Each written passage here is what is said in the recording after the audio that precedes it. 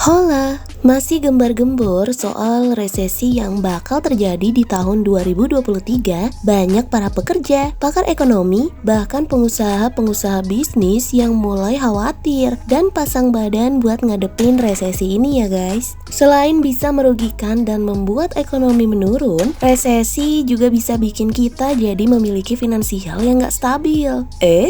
But tenang guys, ada nih ternyata 4 cara yang bisa kalian pakai untuk mengambil keuntungan dari resesi ini. Mau tahu apa aja caranya? Yuk langsung kita kupas aja di video kali ini ya guys, biar kita sama-sama antisipasi buat resesi tahun depan.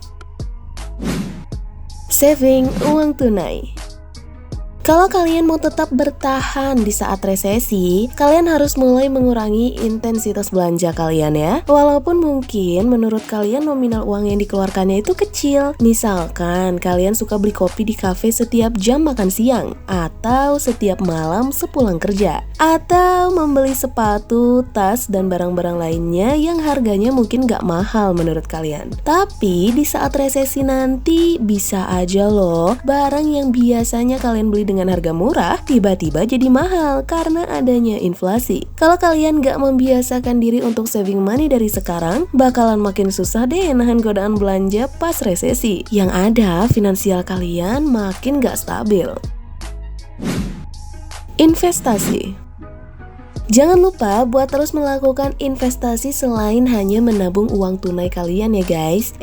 Tapi bukan sekedar investasi di emas atau properti, melainkan cobalah untuk investasi di beberapa saham bisnis yang liquid. Liquid di sini maksudnya bukan bisnis yang bersifat cairan ya guys, tapi maksudnya adalah bisnisnya tuh bisa mengikuti alur keadaan dan krisis tanpa tergerus secara maksimal ya guys. Biasanya bisnis yang kayak gini tuh punya uang cash yang cukup untuk bertahan selama krisis. Seperti contohnya aja nih ya guys, perusahaan terbesar seperti Apple dan Microsoft udah menyiapkan dana sebanyak 195 miliar lebih dalam bentuk cash untuk memenuhi likuiditasnya sebagai sebuah perusahaan. Kalian bisa ngecek kelikuidan sebuah perusahaan dengan ngelihat lembar keseimbangan finansialnya ya guys. Sayangnya kalian harus ingat, nggak semua perusahaan seperti Apple atau Microsoft yang punya uang cash sebanyak itu ya guys. Jadi harus tetap disurvei dulu perusahaan yang bakal kalian investasiin ya. Mengambil sisi positif dari resesi.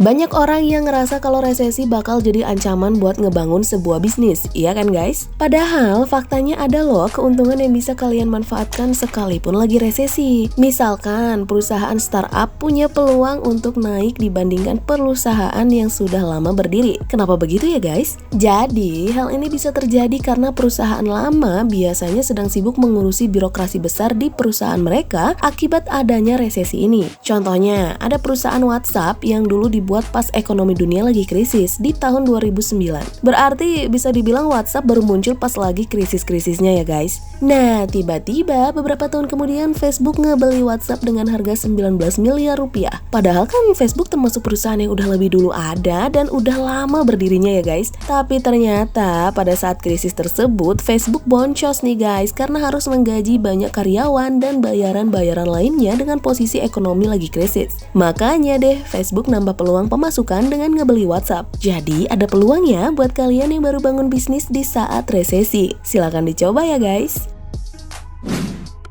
Jangan berhutang.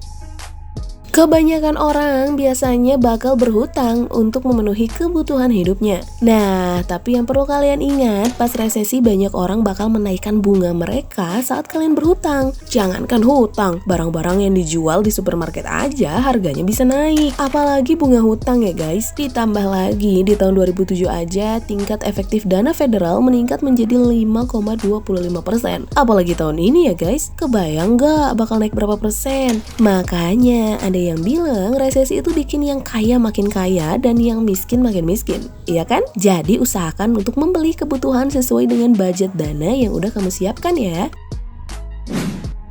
Oke lah, itu dia beberapa cara untuk bisa mengatasi resesi dan juga bagaimana kalian bisa bertahan dan mengubah resesi menjadi sebuah keuntungan. So, siap-siap ya guys buat resesi tahun depan. Oke lah, seperti biasa jangan lupa tidur ya.